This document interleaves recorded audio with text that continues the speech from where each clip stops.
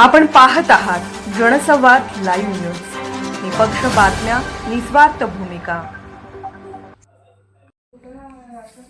आज कवटेमहाकाळ येथे श्री संत श्रेष्ठ राजाराम महाराज जन्मोत्सव सोहळा।